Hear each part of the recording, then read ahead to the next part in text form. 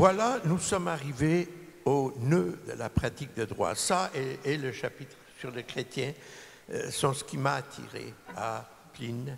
Et ce sont des problèmes toujours vivants. Nous vivons dans une époque, encore une fois, où tout le monde nous dit qu'il faut être bref. Les ressources sont limitées, la justice est lente, il faut rendre justice tout de suite. Alors, limitez-vous et dites seulement ce qui est pertinent, ce qui n'est pas. Il y a toutes sortes de choses dans les lettres de Pline qui font vibrer un avocat de nos jours. Quand Pline dit que l'humeur plutôt des juges est changeant, imprévisible, tout peut toujours arriver, ça me fait penser à une journée en 1981, quelques mois après mon mariage, j'avais 33 ans, je suis retourné à la maison en disant « c'est fini, je prends ma retraite ». Après l'engueulade que j'ai eue, après les insultes que j'avais essuyées. Et imaginez ma surprise quand 2 jours plus tard, j'ai appris que j'avais gagné cette cause-là. Mais il y a cet élément-là qui est vraiment, ça fait partie du métier. Je ne me bats pas contre ça, c'est tout simplement l'inévitable.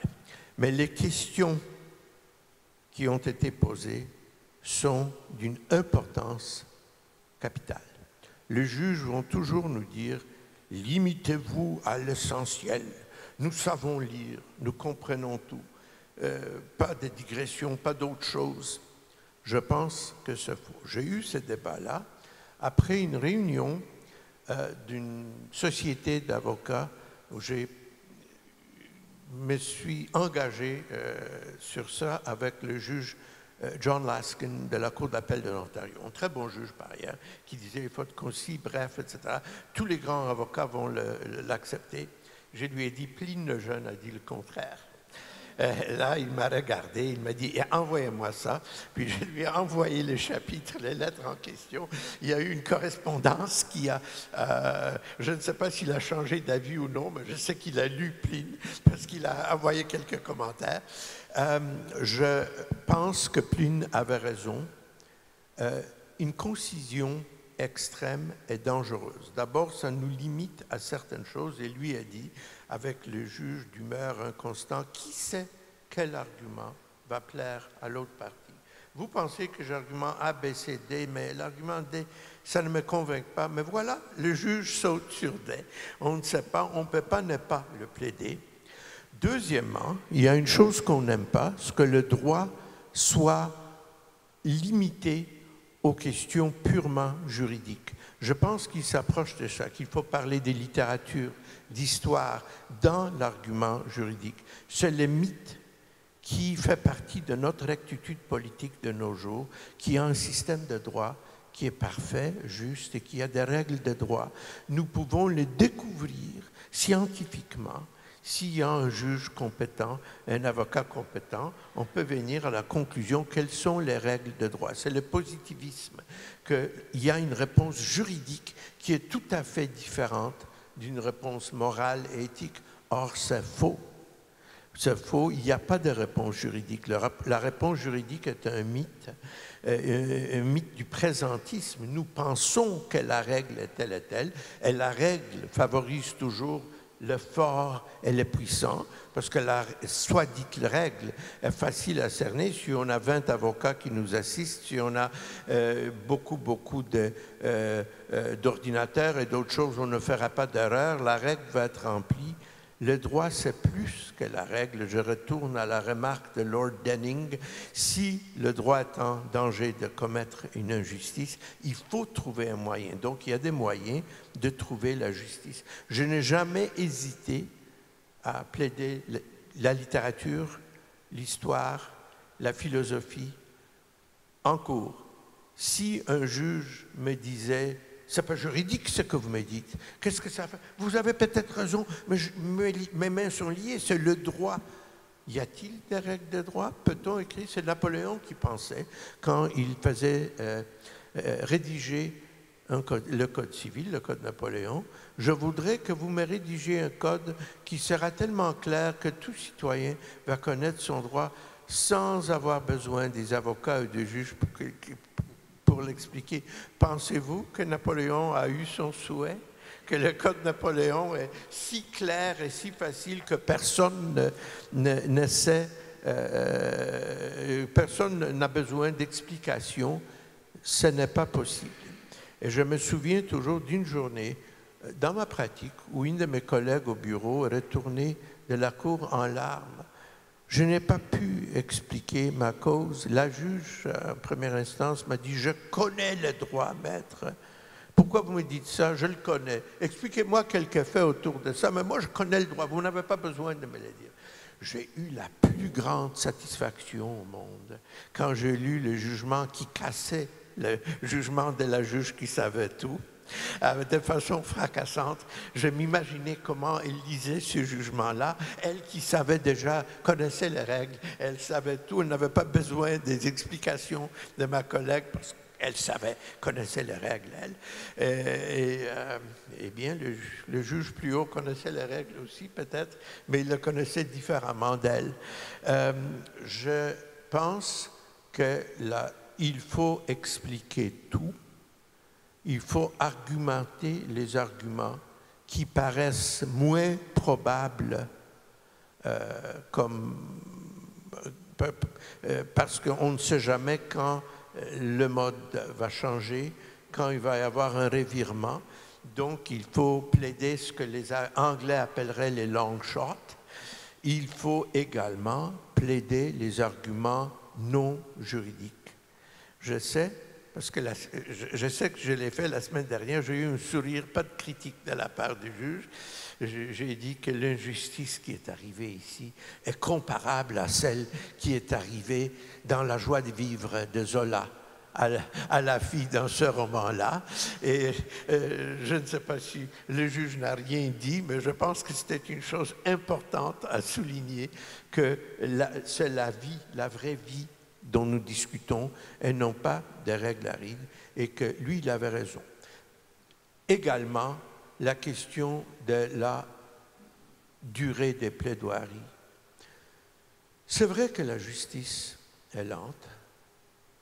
C'est vrai que parfois, c'est terrible de savoir qu'on ne peut pas avoir justice qu'en 3 ans. C'est vrai qu'elle est très dispendieuse, que les gens ne peuvent pas avoir justice. Mais ma foi, ce n'est pas à cause des 15 minutes additionnelles devant la cour que la justice va être trop chère et que l'individu ne pourra pas avoir son jugement à temps. Il est mieux, quand il a dit qu'on retourne clepsydre, on va donner une autre heure au plaidaire, je pense que c'est mieux. Une autre chose qu'il a dit, que j'ai éprouvé moi-même, je ne suis jamais si bien préparé que je ne suis pas content d'une remise. La remise nous donne encore quelques semaines, quelques mois pour faire mûrir l'argument. Il ne faut pas penser que le droit, c'est un, si vous voulez, un piston d'un moteur, que c'est inexorable, ça doit rouler maintenant, immédiatement, donner la réponse technique, la réponse juridique. Ce n'est pas ça du tout. Et lui, il le comprenait aussi. Il comprenait également le problème de la rémunération. Vous avez remarqué que les gens n'avaient pas le droit de recevoir l'argent pour la plaidoirie, mais ils pouvaient recevoir quelque chose à la fin. C'est le problème qui était toujours présent dans les systèmes. On pense que c'est une chose terrible d'avoir une armée d'avocats qui sont particulièrement intéressés par le résultat, qui sont très partisans, mais par contre, il n'y a pas d'autre façon. Parce qu'on ne peut pas être avocat et ne pas percevoir des honoraires. Il n'y a pas d'autre choix. L'Angleterre avait ce problème. Ils ont résolu de façon hypocrite, comme à Rome à cette époque-là, exactement la même solution. Le barrister, n'est-ce pas, celui qui plaidait, n'était pas un simple soliciteur qui, lui, ne plaidait pas, il donnait des conseils, prenait de l'argent. Le soliciteur, ce n'était pas un gentleman, mais le barrister est un gentleman qui n'a pas le droit d'envoyer un compte. Il n'envoyait pas de compte. Quel était le résultat? Il y avait une coutume qui s'est formée. C'est seul le solicitor, pas le client, qui donnait des mandats au barrister. Et c'est vrai que le barrister n'avait pas le droit d'envoyer un compte au solicitor, mais si la rumeur se répandait dans la ville de Londres que tel et tel solliciteur ne rémunérait pas les barristers, il n'aurait pas de barrister pour prendre ses causes. Alors, il n'y avait pas de compte, il n'y avait pas d'obligation, mais la rémunération était quand même versée. Donc, c'est de l'hypocrisie, finalement. Par contre, et là, il y avait un peu question de ça, sur le montant, il faut contrôler combien.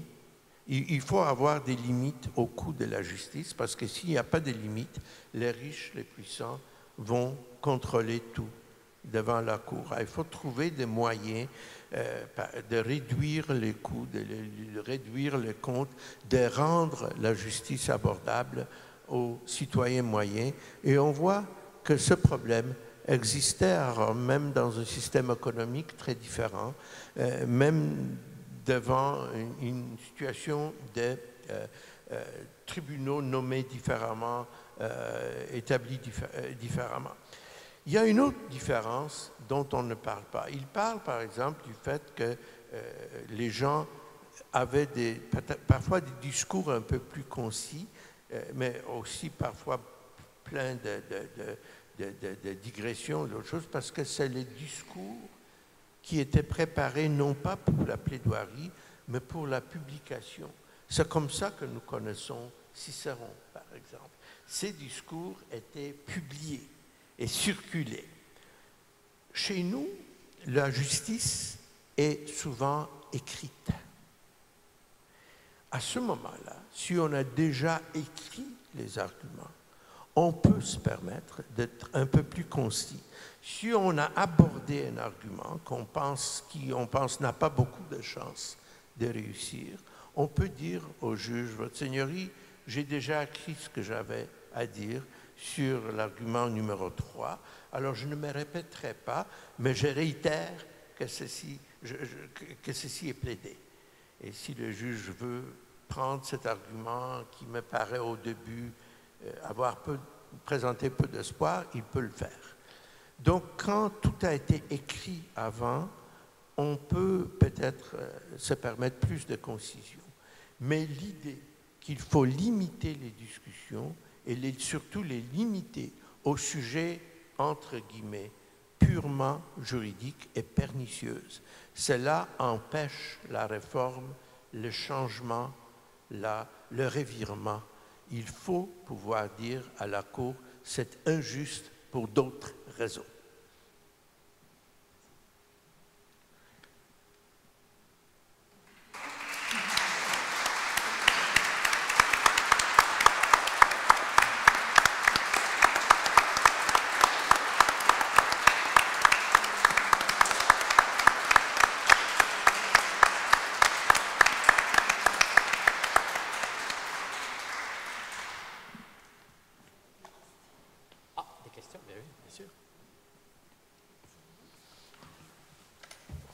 Eh bien, un très grand merci à vous quatre et merci de nous avoir fait profiter de votre sagesse. Monsieur Gray me disait tout à l'heure qu'il est en train d'écrire sa biographie. Soyez pas trop concis et pour qu'on continue à profiter de cette sagesse. Alors, est-ce que les gens aimeraient poser des questions ou avoir des remarques? Quelqu'un peut passer parmi vous avec un micro et, s'il vous plaît, faites-le, si vous en avez envie. Oui? Bon. D'accord.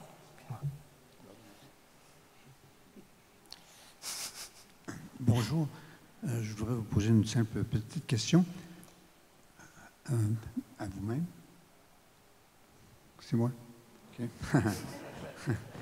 Seriez-vous favorable à une charte fédérale de la laïcité et une laïcité non inclusive de procédés ou de pratiques ou de prescriptions trop anciennes? Partisans, vous savez, les avocats sont toujours partisans. Pline en a parlé quand il disait que les avocats sont trop partisans. Il y a une blague à ce sujet d'un avocat qui vient voir un juge le matin. Il y a un argument que le juge ne veut pas accepter. Finalement, il est persuadé. L'avocat est très fort. L'après-midi, il arrive avec un autre client. Il présente exactement l'argument contraire. Le juge a dit, « Maître, est-ce que je n'ai pas déjà décidé cette question ce matin? » « Oui, Votre Seigneurie, mais ce matin, vous aviez tort. » Donc, les gens sont partisans. Mais si vous parlez de la charte de la laïcité, c'est bien sûr un sujet controversé. Je vais vous donner une réponse complexe, ma propre réponse. Et pourquoi j'ai peur des chartes de la laïcité, par contre, je n'ai pas peur des chartes des droits. Comment je vois ça? D'abord, je suis personnellement complètement laïque. Je n'appartiens à aucune religion. Je n'ai jamais senti le moindre besoin de ça. Et j'étais très fier de ma fille quand elle avait 6 ans ou 7 ans, puis on lui a dit à son école que tel et tel jour, c'est une fête où les Juifs ne viendront pas, un autre jour, c'est une fête où certaines personnes chrétiens ou musulmans ne viendront pas. Elle m'a dit, mais papa, si nous ne sommes rien, quelle journée y a-t-il pour nous? Je me demandais, faut-il avoir une journée pour les gens sans religion? Alors moi, je suis complètement sans religion et je ne suis pas sans foi, mais je suis sans religion. Je n'ai pas besoin de ça pour moi. Par contre, je pense, et je suis contre également le multiculturalisme canadien. Je pense que la charte que vous voulez ne pourra jamais passer au niveau fédéral parce qu'on dirait qu'on est multiculturel, on veut garder les communautés, les nations autochtones et tout ça. Moi, je ne suis pas pour l'identité. D'ailleurs, je suis juste. J'ai dit non à l'identité ethnique, mais j'ai dit non également aux articles de M. Boccomo, quand il veut promouvoir notre identité à nous. Je ne suis pas pour l'identité en général. Je pense que l'identité, c'est quelque chose que nous devons chacun trouver à l'intérieur de notre âme, notre personne. Mais je pense que l'intégration des immigrants et des gens est plus efficace, plus complète et meilleure pour la majorité si on ne brime pas la première génération d'immigrants, si on accepte ce qu'ils ont à dire, ce qu'ils ont apporté. Mes parents, moi j'ai perdu mon accent, surtout en anglais, mais même en français, ça va très bien. Mais mes parents ont toujours leur accent polonais, ils ont 97, 92 ans, mais est-ce que ça change quelque chose qu'ils parlent avec un accent polonais? Je pense que non.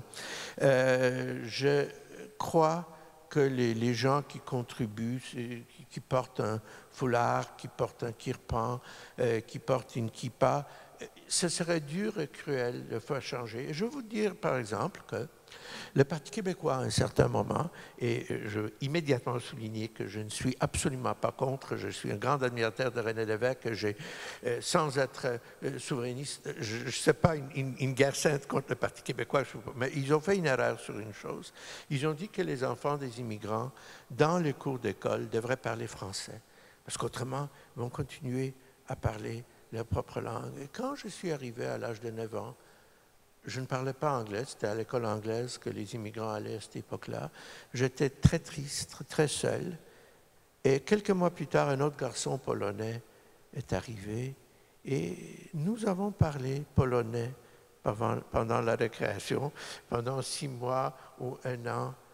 Est-ce que ça a empêché notre intégration? Parce que je suis pas mal intégré. Lui, je sais qu'il est médecin, très respecté, et il ne parle pas polonais partout où il est, bien qu'il parle certainement polonais comme je parle aussi polonais aujourd'hui.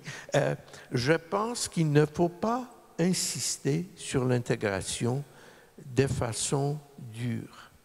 Alors, à mon avis, c'est mieux de permettre les signes, de permettre les choses, et d'intégrer graduellement. Également, l'intégration des immigrants, ce n'est pas un chemin à sens unique.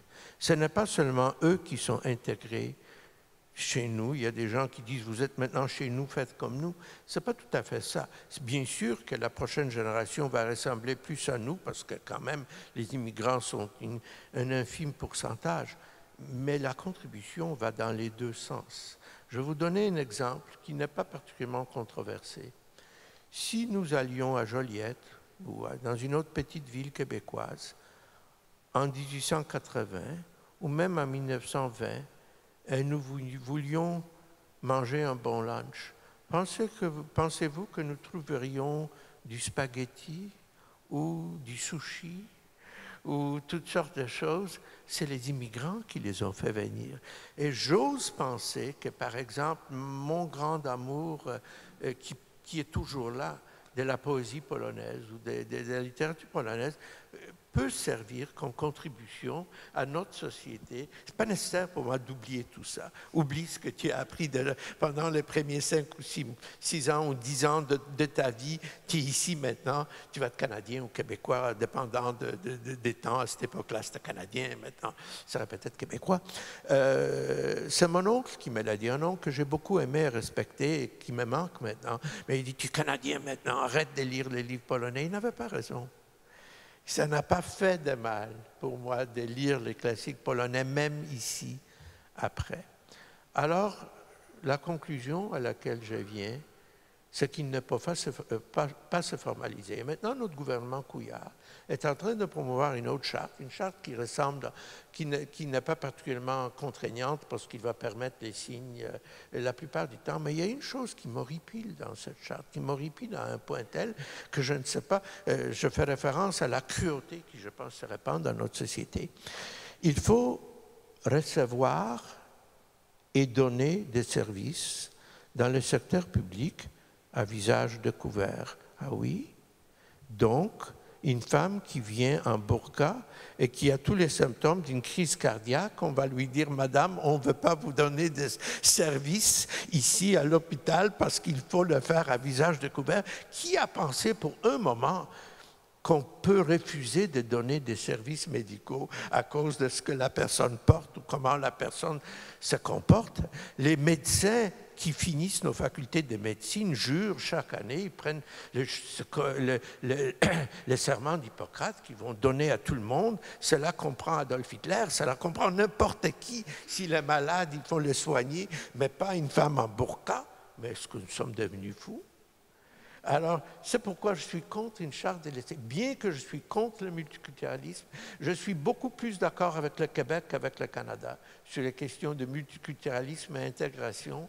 Je suis par contre les restrictions immédiates et fortes des coutumes ou des façons d'être. Je préfère que chacun se sente à l'aise. Et je vais vous dire que, Jean, j'ai pris le garçon avec les kirpans. Et beaucoup de Québécois m'en veulent. À ce jour, je rencontre des gens qui me disent « Mais Greg, comment avez-vous pu vouloir avoir un couteau à l'école ?» Je veux dire que la première chose que j'ai dit à mes clients, c'est que je suis prêt à prendre votre cause et je vais la défendre. Mais je veux que vous sachiez que moi, personnellement, je la défends parce que je veux que votre garçon fréquente l'école publique et pas l'école religieuse privée et que son fils ne porte pas le kirpan. Alors, si vous comprenez que nous avons de buts contraires, que mon but, c'est l'intégration totale de votre petit-fils, et peut-être votre fils graduellement à l'école publique, là, je suis prêt à défendre votre droit jusqu'à la Cour suprême. Et je pense que la position que j'ai n'a pas été suffisamment comprise. Les gens pensent que je suis le grand patron du multiculturalisme, des costumes folkloriques, de toutes ces choses-là, mais non. Je suis pour l'intégration, mais une intégration dans la douceur et avec l'intégration d'une partie de ce qu'il nous apporte, qui est bonne pour nous. Merci.